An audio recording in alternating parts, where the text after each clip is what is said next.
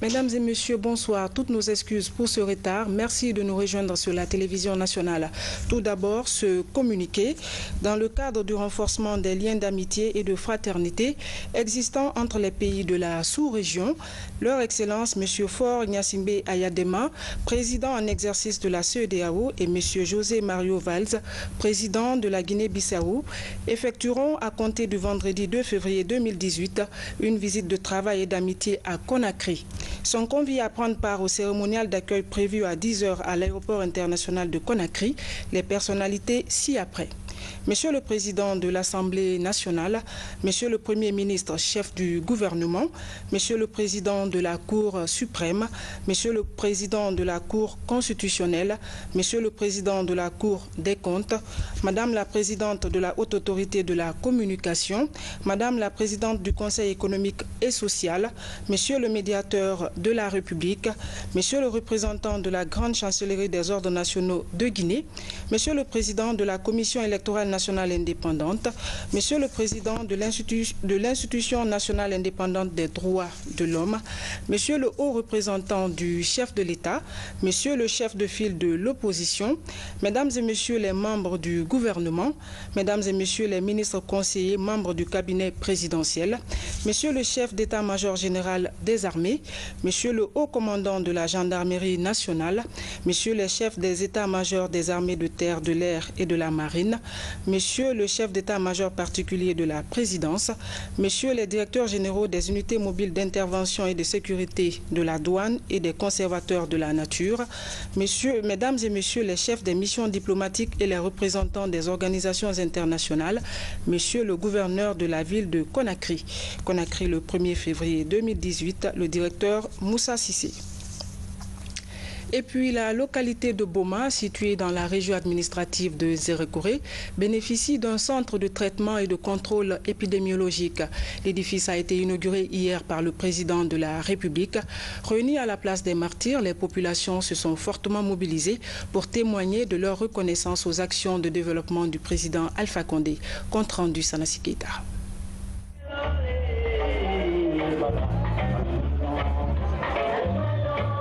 Zérékoré, capitale de la région forestière. La population se mobilise pour réserver au président de la République un accueil chaleureux.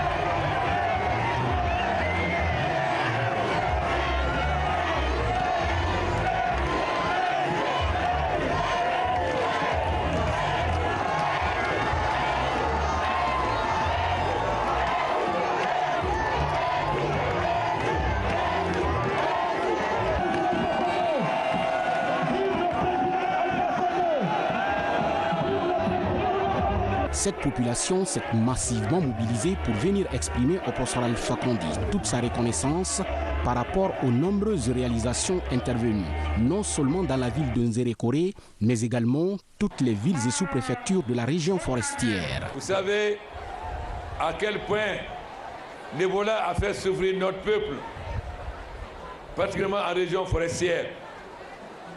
Pourquoi? Parce qu'on n'avait pas un bon système de santé. Alors, pour qu'on ne connaisse plus de telles épreuves, nous avons décidé et construit dans toutes les sous-préfectures de Guinée des centres de santé, afin que les malades soient pris en charge immédiatement et ne soient pas obligés d'aller dans la préfecture.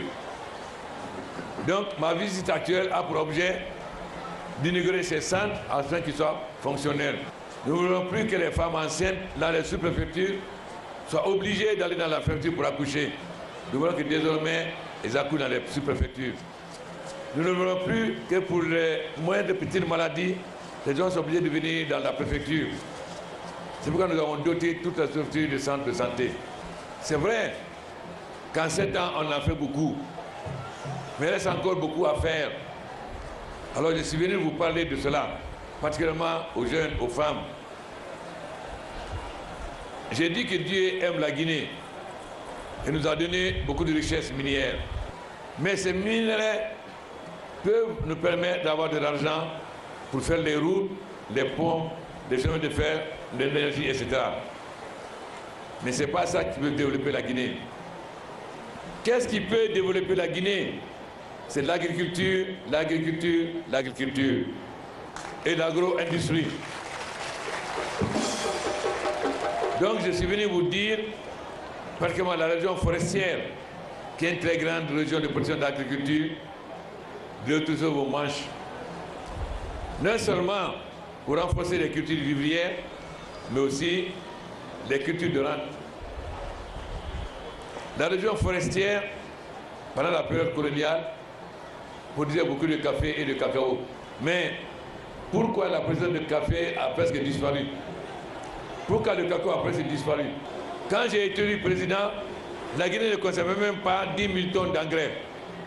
Comment voulez-vous que la population puisse bien cultiver s'il n'y a pas d'engrais?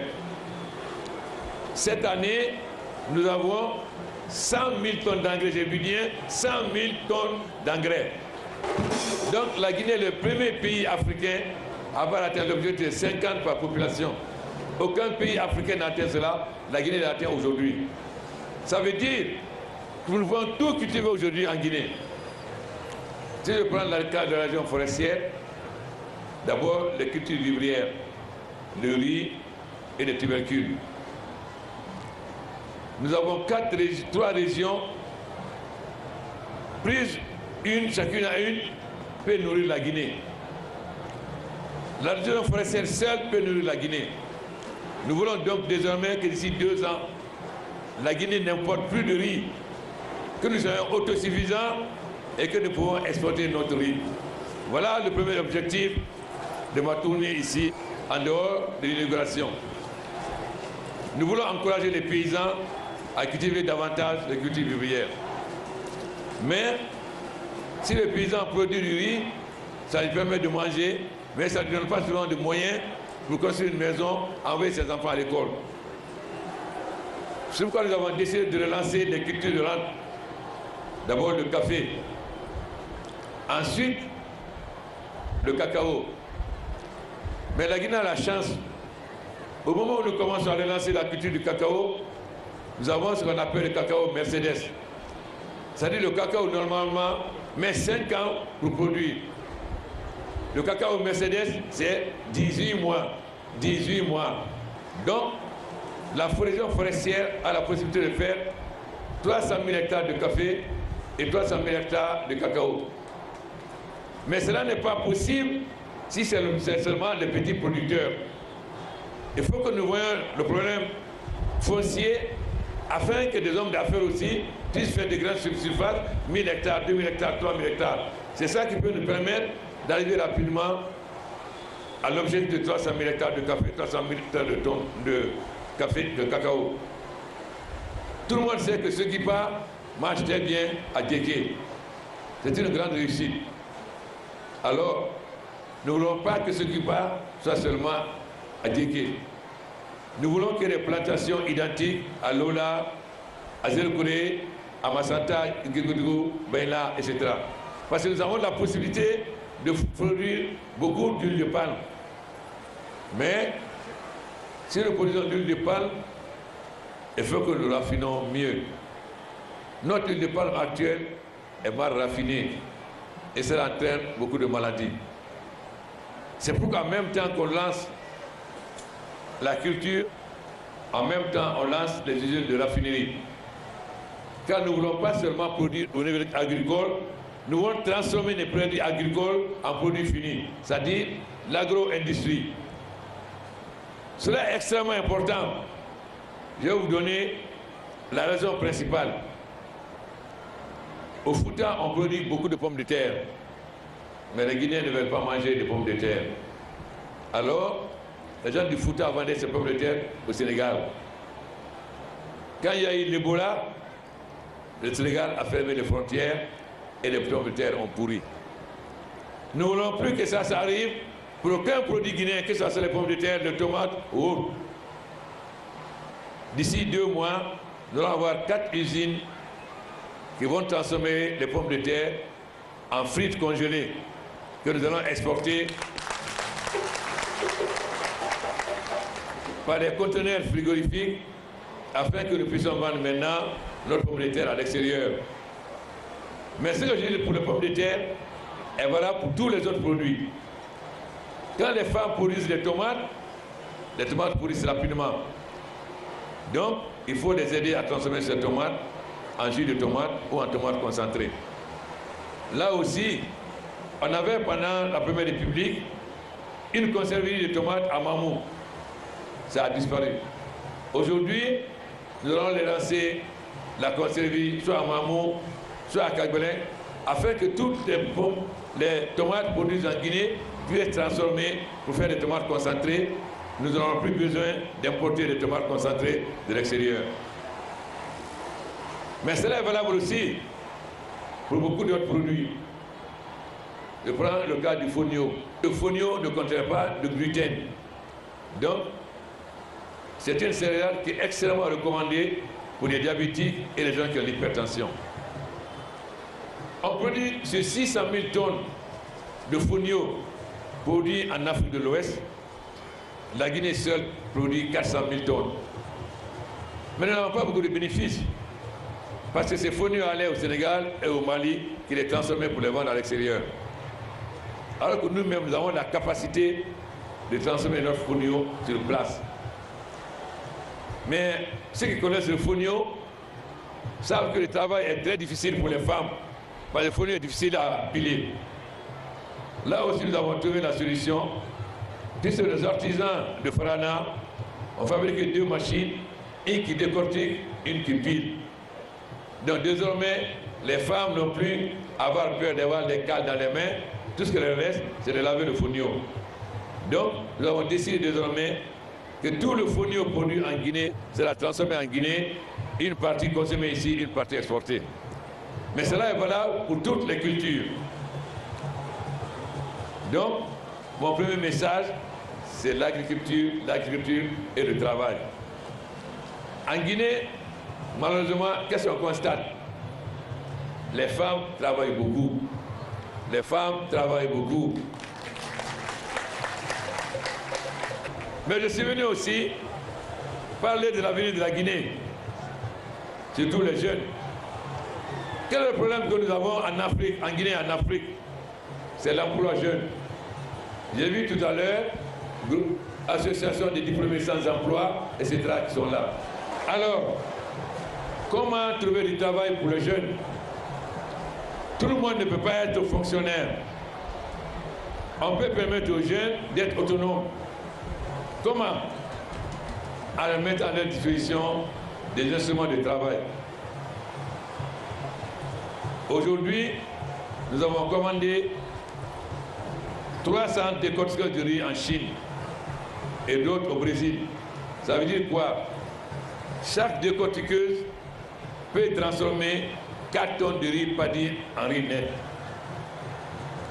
Nous allons organiser des jeunes en groupement d'intérêt économique et ils auront une coopérative qui va gérer cette machine.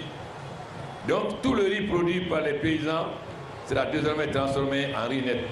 Ça, C'est le premier qu'on amène, ce sont des jeunes. Le deuxième, c'est à cause ça fait des jus de fruits.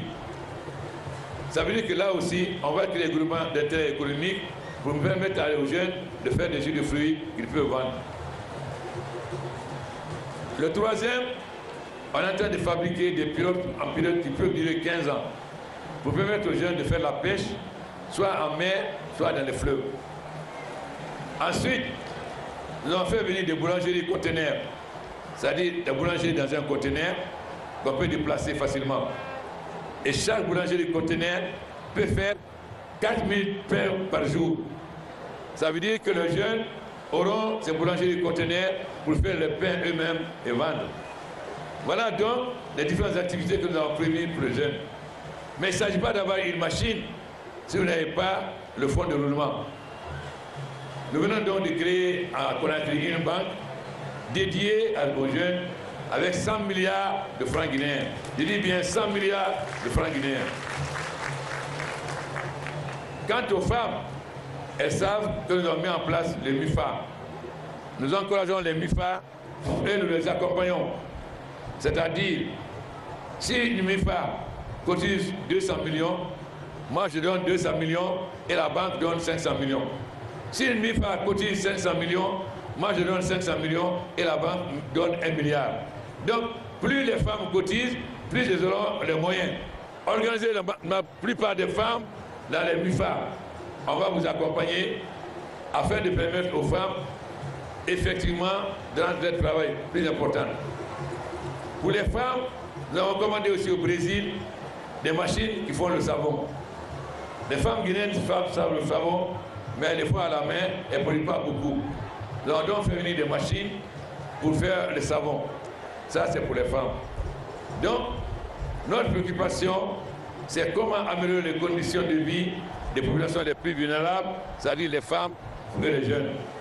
Les infrastructures routières et énergétiques ont été également largement évoquées, ici, du haut de cette tribune, par le président de la République.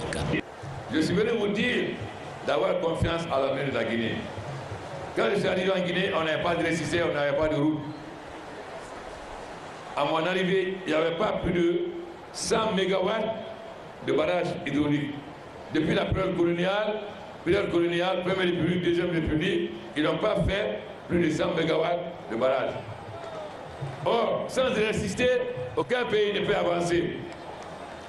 Sous mon premier mandat, on a fini qu'à l'État 245 mégawatts. C'est plus du double de ce que la Guinée a fait depuis le temps des Blancs.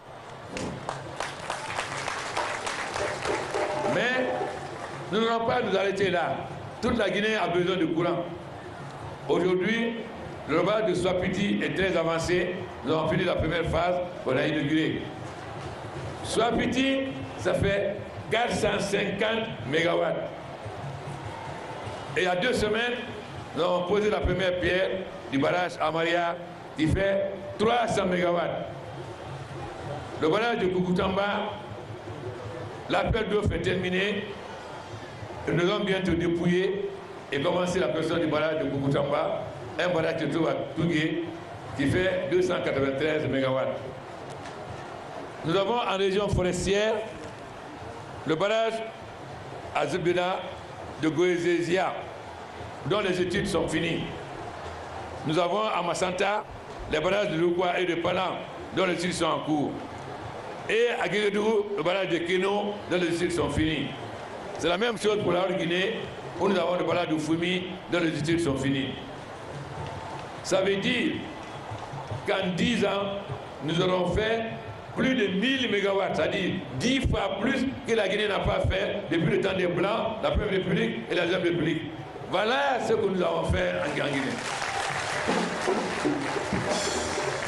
Mais nous n'avons pas de route. Et les routes coûtent cher. Comment faire pour avoir des routes? Nous avons fait avec la Chine un partenariat stratégique. La Chine met à la disposition de la Guinée 20 milliards de dollars. 20 milliards de dollars pour nos infrastructures. Ça veut dire, avec cette coopération avec la Chine, ce n'est pas un don. C'est un prêt que nous remboursons en fournissant à la Chine les matières premières. La Chine est le plus grand consommateur de matières premières, notamment la bauxite. Et la Guinée est le pays qui a les plus grandes réserves de bauxite dans le monde. Donc, la Chine nous prête de l'argent et nous en rembourse en envoyant une partie de notre bauxite en Chine. Cet argent va nous permettre de faire des routes dans toutes les régions de Guinée. Mais mieux, de relancer le chemin de fer. Vous savez, les Blancs avaient construit le chemin de fer Pointe-Noire, Brazzaville au Congo. Abidjan, Ouagadougou. Dakar, Bamako, Conakry, Kankan. Si vous allez au Congo, le chemin de fer marche. Si vous allez en Côte d'Ivoire, le chemin de fer marche. Si vous allez au Sénégal, le chemin de fer marche. Mais chez nous, où est passé le chemin de fer Conakry, Kankan? Ce n'est pas Dieu qui a fait disparaître. Il a disparu comment? Ensuite, donc, notre projet aujourd'hui, non seulement c'est le plan de chemin de fer Conakry, Kankan, mais c'est l'aller de Conakry, Kankan, Mandiana, Bamako, Bobo Guirassou en première phase. Deuxième phase, Kankan, Kerouané, Bela, Zérokoré. Voilà le problème des plans que nous avons aujourd'hui. Ça, ce n'est pas des paroles, c'est des faits. Parce que nous avons 20 milliards pour faire cela. Nous avons fait un plan quinquennal, un plan de développement pour 5 ans, 2016-2020. Pour réaliser ce plan, nous avons besoin de 14 milliards de dollars. Nous avons été à Paris. Mais comme aujourd'hui, les bailleurs de fonds font confiance à la Guinée, alors qu'on n'avait besoin que de 14 milliards, nous avons obtenu 21 milliards, je dis bien 21 milliards au lieu de 14 milliards. Donc, aujourd'hui, la Guinée a en portefeuille d'avenir plus de 40 milliards de dollars pour son développement. Voilà la réalité. Alors que quand je suis venu président, la Guinée était seulement endettée. On s'est beaucoup endetté sans résultat. Quand vous endettez, vous pouvez investir, vous pouvez rembourser. Moi, on s'endettait, on n'avait rien. Et quand tu es endetté, tu es comme un esclave. Il fallait donc nous battre d'abord pour nous débarrasser de cette dette. Grâce au courage des populations guinéennes, nous l'avons réussi. Malheureusement, il y a eu des volets après qui nous ont retardé. Tout ça, c'est derrière nous aujourd'hui. Donc je suis venu vous dire d'avoir confiance à l'avenir de la Guinée. À la jeunesse d'avoir confiance à l'avenir de la Guinée. Il y a des gens qui viennent vous parler. Opposition, opposition. Jean-Marie Doré était un opposant. Bamamadou était un opposant. Siradio était un opposant. Oussanba était un opposant. C'est-à-dire des gens qui ont créé des partis qui se sont battus pour l'avenir de la Guinée. Quels sont les gens qui se disent aujourd'hui opposants? C'est les fonctionnaires que quand tu as appris en affaires des ministres, Premier ministre, qui ont volé et qu'avec cet argent volé, ils ont créé des partis. Voilà les gens qui se disent maintenant opposants. Alors, quand ils viennent, demandez-leur combien de kilomètres de route ils ont fait, combien d'écoles ils ont construit, combien de centres de santé ils ont construit. Posez-leur la question. Le président Conte disait, moi je ne suis pas instruit, je ne sais pas. Si c'est bien pour la Guinée, faites. Qu'est-ce qu'ils ont fait? Ce que la Guinée avait, ils ont fait disparaître. Le chemin de fer, Air Guinée, Guinée-Noire. Les usines qui avaient été créées sur la Première République ont disparu. Voilà. Mais comme la Guinée, les jeunes ne connaissent pas l'histoire, il faut qu'on leur apprenne l'histoire. Moi, je ne me suis pas occupé de discuter avec eux. Je me suis occupé de développer la Guinée. Mais on dit que quand tu es sur un terrain de danse avec un aveugle, il faut le piétiner pour qu'il sache qu'il n'est pas seul sur la piste. Donc, désormais, nous allons expliquer à la jeunesse guinéenne et aux Guinéens qui est qui en Guinée, qui a fait quoi. Des gens qui se sont vendus les biens de l'État, qui ont volé pour aller construire des maisons à Dakar, avoir des taxis en Côte d'Ivoire. Voilà des gens qui viennent vous dire qu'ils vont développer la Guinée. Mais nous allons répondre à partir de maintenant. On va montrer qui est qui. On dit aussi en Guinée que plus un singe monte haut, plus on voit son derrière.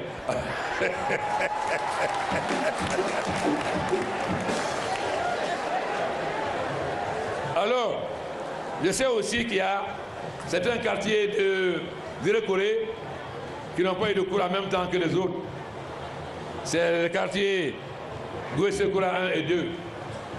Je vais affirmer aux habitants de ces deux quartiers, Goué-Sekura 1 et 2, ils ont déjà les poteaux et les choses. Ils vont avoir le courant comme tous les autres quartiers de Zéro-Corée. Vous savez, lorsque je suis parti au Fouta pour inaugurer le courant dans les sous-préfectures, le grand imam de la m'a dit, Président, on n'aurait jamais imaginé que les sous-préfectures pouvaient avoir le courant. Aujourd'hui, beaucoup de sous-préfectures de Pita, de Dalaba, là ont le courant. Mais le courant vient de Kalita. Donc il faut que les poteaux arrivent progressivement. Pour arriver, ils passent par le Fouta, pour aller en Guinée et en forêt. Donc pour le moment, on va vous donner le courant avec les centrales. Mais ça coûte très cher. C'est pourquoi nous allons faire rapidement les barrages afin qu'on ait le courant en permanence et qu'on puisse vendre le courant dans les pays voisins. Parce que nous sommes en train de faire le courant, non seulement pour la Guinée, mais pour aussi vendre dans nos pays voisins, Sénégal, Mali, Guinée-Bissau, Gambie. Parce que le courant, le nombre de mégawatts qu'on va avoir dépasse notre consommation. Et la route Guéguédou-Massanta qui reste, nous avons fini l'appel d'offres, nous attendons non seulement l'avis de notre obligation de la BID pour finir cette route. C'est la même chose pour la route Kouroussa-Dabola. Et dans l'accord avec la Chine, la route Koya-Dabola va être faite. Et ensuite, la route qui passe par Farana jusqu'à Guéguédougou, la route, en ce qui concerne la route Koya, frontière Sierra Leone, les travaux vont commencer en février. C'est la même chose pour la route Boko-Kebo en Guinée-Bissau. Ça veut dire que notre programme est de gouverneur toutes les routes de Guinée qui rejoignent entre les préfectures et les préfectures. Voilà la réalité. Ça, ce ne sont pas des promesses, c'est des réalités concrètes. Mais j'insiste encore, l'agriculture, l'agriculture, l'agriculture. Voilà l'avenir de la Guinée. Si on amène des semences de café, de cacao, mais vous devez produire. Alors, nous ne voulons plus que nos jeunes émigrent à connaître les venir de chômeurs. Mais pour cela, il faut deux choses. Un, il faut qu'ils aient du travail. Mais aussi, les jeunes ont besoin de s'amuser. Donc, ils ont besoin, comme les jeunes de Conakry, d'avoir la télévision, d'avoir l'Internet, etc. D'ici le mois de juin, toutes les sous-préfectures de Guinée, je dis bien toutes les sous-préfectures que vous avez vues à la télévision, seront dotées d'écrans géants et de panneaux solaires afin que dans toutes les sous-préfectures, on puisse suivre la radio guinéenne, la télévision guinéenne. Ensuite, vous savez, j'étais en meeting à Zéro-Corée en 2010. J'ai dit que nous allons faire école. Ça veut dire qu'un jeune Guinéen à Zéro-Corée peut suivre des cours faits à Paris en même temps que les jeunes Parisiens. On dit, oh non, c'est faux, président. J'ai dit, bon, quand il y a un match à Madrid, entre Barcelone et là, le Madrid, est-ce que vous suivez le match en même temps que les gens qui sont à Madrid? J'ai dit oui. J'ai dit alors, si vous suivez les matchs en même temps que les gens qui sont à Madrid, pourquoi voulez-vous pas que les jeunes dans un collège à Zéro-Corée puissent suivre les cours en même temps que les jeunes à Paris? C'est ça qu'on appelle école. Donc, la maîtrise de la nouvelle technologie est fondamentale. Jeunesse de Zéro-Corée, si vous ne savez pas aller, si vous ne savez pas utiliser l'ordinateur, si vous ne savez pas aller sur Internet, vous n'êtes pas instruit. Votre instruction est incomplète. Donc, toutes les sous-préfectures vont être dotées d'ici juin pour que les jeunes puissent aller sur Internet et puissent suivre les films, les matchs et la télévision guinéenne. Voilà donc ce que j'ai venu vous dire à Zéro-Corée. Évidemment, je n'ai pas beaucoup de temps, mais je vais faire beaucoup de préfectures pour inaugurer afin que les centres de santé soient en marche. Mais mon mandat à l'Union africaine est fini. Mon mandat me prenait trop de temps. Maintenant, je vais consacrer mon temps à sillonner la Guinée et les sous-préfectures, non seulement pour discuter avec vous, mais pour connaître vos problèmes et y trouver des solutions. J'insiste aussi sur l'unité de la Guinée. En 1958, 3 colonies françaises avaient décidé de voter non. Le Niger avec le parti Sawaba, dirigé par Djibo Bakary, le Sénégal avec le parti PRA et la Guinée. Mais au résultat, seule la Guinée a pu voter non. Les autres n'ont pas pu faire voter non. Pourquoi? Parce que nous, on était unis. Il n'y avait pas de Guerzé, il n'y avait pas de Thomas, il n'y avait pas de Malingué, il n'y avait pas de Soussou, il n'y avait pas de Peul. Il y avait les Guinéens. C'est ça qui a fait qu'on a pu voter non, comme un seul homme. Les autres n'ont pas réussi. Nous savons les conséquences de cela.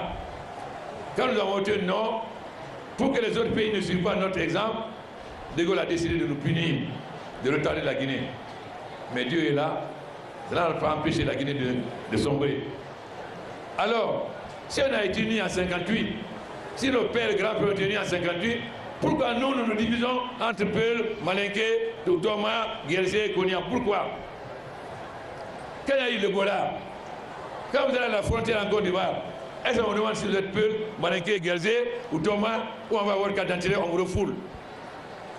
Les Guinéens doivent réfléchir. Les Guinéens doivent réfléchir. Avant d'être Guerzé, Lola, Konya, ou Peul ou Malinké, ils savent d'abord qu'ils sont Guinéens. C'est ça qui les unit. Moi, j'ai été clair à Cancan. Je ne travaille ni pour la Haute-Guinée, ni pour la Basse-Guinée, ni pour le Fouta, ni pour la Basse-Guinée. Je travaille pour la Guinée et pour les Guinéens. J'ai dit aussi qu'on ne peut plus prendre le Fouta en otage. Certains ont fait croire que le Fouta est à part. Non, on ne demandera plus le Fouta en otage. Le Fouta sera comme les autres régions. C'est très clair. Je dis que la Guinée est comme un camion qui a 4 roues. Si ça a une roue, le camion ne marche plus. Personne ne va enlever une roue pour empêcher la Guinée d'aller de l'avant. Je suis venu vous dire que personne, ni en Guinée, ni à l'extérieur, ne pourra plus empêcher que la Guinée aille de l'avant.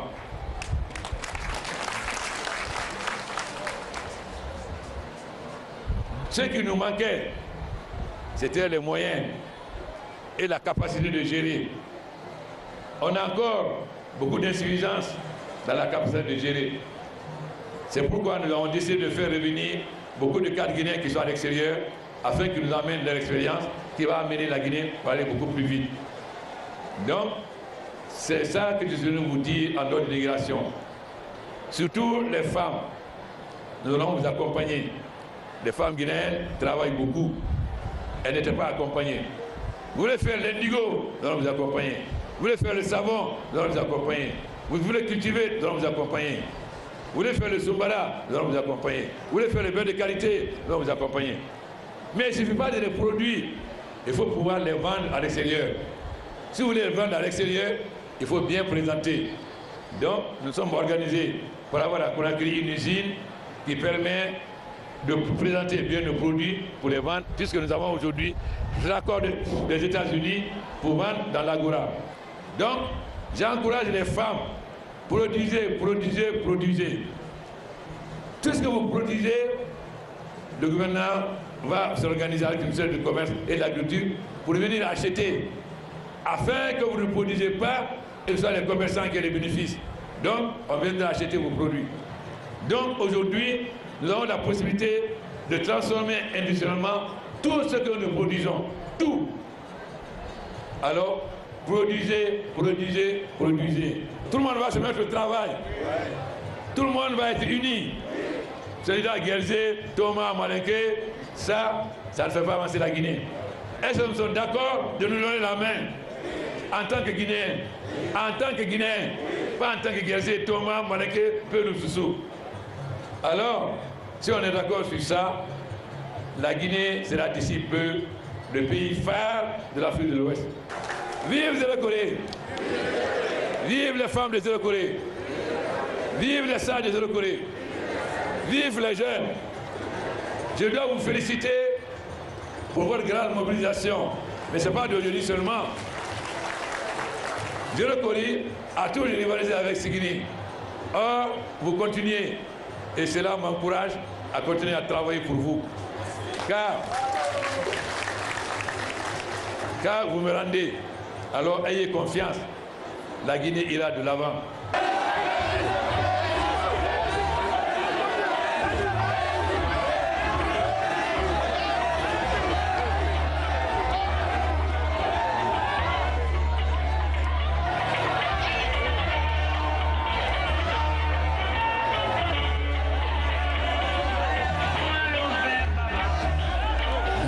Festive, la population de la ville de Nzerekore accompagne ainsi le président de la République jusqu'au quartier Boma. Ici, professeur Alpha Condé est venu inaugurer le centre de santé de Boma. Un centre qui va sans nul doute aider les habitants de cette localité à recevoir désormais sur place les soins de santé de qualité.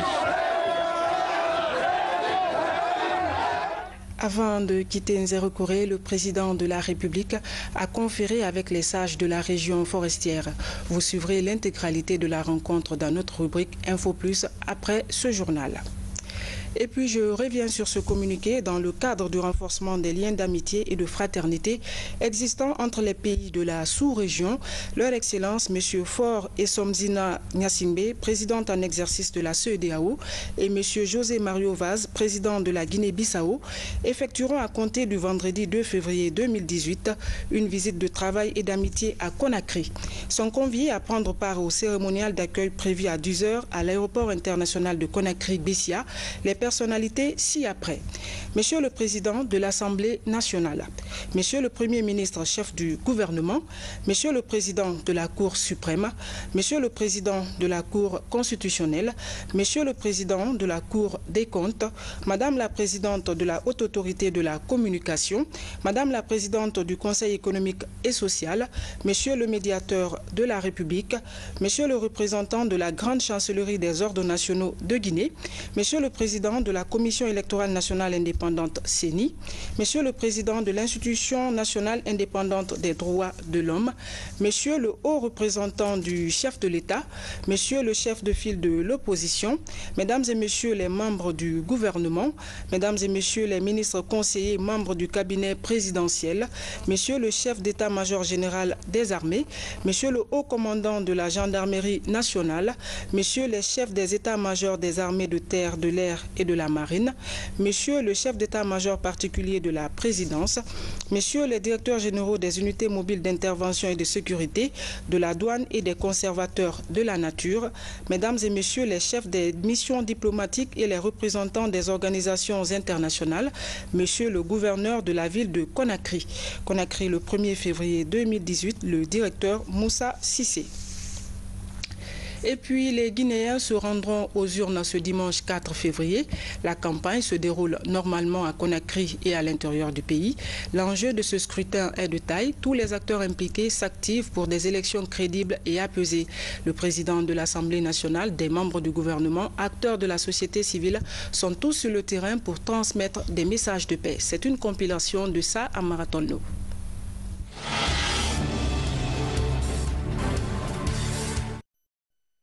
À quelques jours du scrutin tant attendu par le peuple de Guinée, le président de l'Assemblée nationale appelle les Guinéens et surtout les acteurs du processus électoral à la promotion de la paix, seule condition qui pourrait garantir les élections libres et transparentes. À l'ensemble des électeurs potentiels, pas seulement de Kishidougou, de Guéguédou, nous avons passé, mais pour l'ensemble, n'est-ce pas, des entités du territoire national qu'est la Guinée, je leur demande de rester sereins. Je leur demande de continuer à mener une campagne pacifique comme ils l'ont fait jusqu'à maintenant.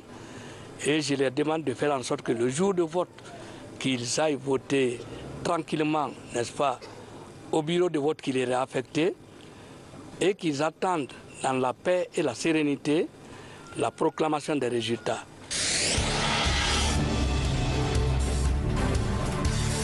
Dans la commune rurale de Dongol-Sigon, les efforts du gouvernement sont joints à ceux de la communauté pour l'érection de ces centres de santé en centres de santé améliorés. La direction préfectorale de la santé estime le coût du projet à 1,5 milliard de francs guinéens, dont le tiers est financé par le budget national de développement. La pose de la première pierre constitue un ouf de soulagement pour le département de la santé dans ses efforts de couverture sanitaire universelle. Très souvent, ce qui se passe, c'est que vous avez un ratio et quand le centre de santé est dépassé, l'étape suivante, c'est le centre de santé amélioré puisque de toute façon, l'hôpital préfectoral ne se trouve qu'au niveau préfectoral. Donc aujourd'hui, les communautés de Ségon se retrouvent dans la même situation. Les communautés donc réclament un bloc opératoire, les communautés réclament des moyens de diagnostic un peu plus avancés parce que c'est quand même une sous-préfecture qui est enclavée. S'il faut à chaque fois aller vraiment à un hôpital de référence avec une population aussi importante, c'est vraiment difficile.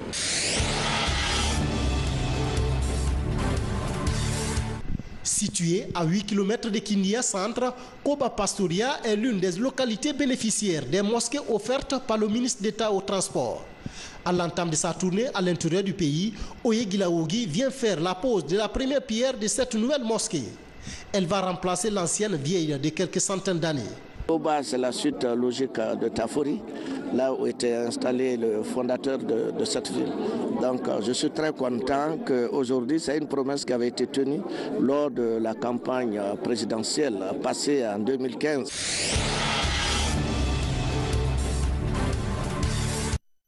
Note de la CENI, dans le souci d'améliorer le scrutin du 4 février 2018 et compte tenu de la spécificité des élections locales, a pris les directives suivantes en matière de vote par dérogation. Un agent de bureau de vote peut voter par dérogation dans son bureau d'affectation à condition qu'il soit inscrit sur la liste électorale de la circonscription. Tout missionnaire en dehors de sa commune de résidence ne peut voter par dérogation. En conséquence, avant d'aller en mission, le missionnaire doit laisser une procuration à un mandataire conformément aux dispositions du Code électoral en des articles 91, 92, 93 et 94. Tout candidat dont la candidature a été validée dans une commune a le droit d'y voter par dérogation s'il se trouve inscrit sur la liste d'une autre circonscription. Une fiche d'enregistrement des votes par dérogation dont le nombre est strictement limité à 10 est déposée à cet effet dans chaque bureau de vote. La CENI sait compter sur la bonne compréhension de tous. Et une page culture pour terminer. À Bagataï, précisément à Katako, sous-préfecture de Binti Modia d'Amboké, s'est tenu récemment le premier festival d'Emba et Art Baga, un événement culturel qui a réuni fils ressortissants, résidents et invités venus de divers horizons. Reportage Marie-Angélique Bangoura. Masques sculptés, accessoires en confection, les artistes font les dernières retouches pour parer les futurs danseurs de Dumba. Pour une question d'esthétique, cet accoutrement doit accompagner les danseurs pour accomplir le rituel de danse. Katako est conservateur du Dumba et du style Dumba. Et le Sengbe, à partir du moment où il est créé à partir de Katako, donc franchement, ce Sengbe doit être conservé. Donc à l'issue de cela, nous travaillons le Sengbe. Nous avions fait un mariage entre le Sengbe et le papa, ce qu'on appelle communément le djembé. Donc le djembé, c'est un instrument de musique de la Haute-Guinée, plus le Sengbe qui est de la basse-côte, précisément Baga. Comme dans les grandes cérémonies au Bagataï, l'ambiance est exceptionnelle. La communauté Baga accueille le premier festival de Dumba et Art Baga à Katako, sous-préfecture de Binti Modia, préfecture de Boké.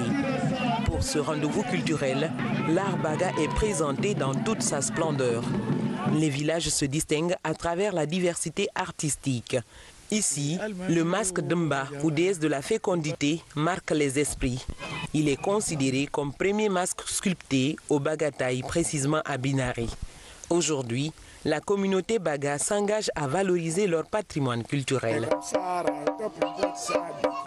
Le Dumba,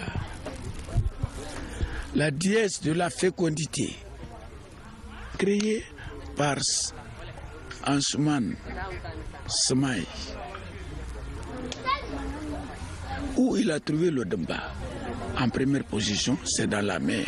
Quand il est venu, au lieu de danser le Dumba à Binari, il a replié, il est venu à Bigori. C'est là-bas où il a dansé le Demba en première position. Pour moi, Demba, ça veut dire beaucoup de choses. Parce que quand je danse Demba des fois, j'ai des larmes, parce que ça me rappelle beaucoup de choses. Quand je voyais mes parents, mes papas, mes mamans danser avec ça, des fois j'ai la chair de poule, quoi. Pendant 2 jours au Bagataï, les participants découvrent rythme, chant, danse et art baga. Un événement riche en couleurs culturelles concocté par le peuple du littoral à travers le secrétariat exécutif du festival Demba et art baga. Voilà, mesdames et messieurs, c'est la fin de ce journal. Merci à vous tous de nous avoir reçus chez vous. Je vous retrouve demain à 20h30 avec le même plaisir. Bonsoir.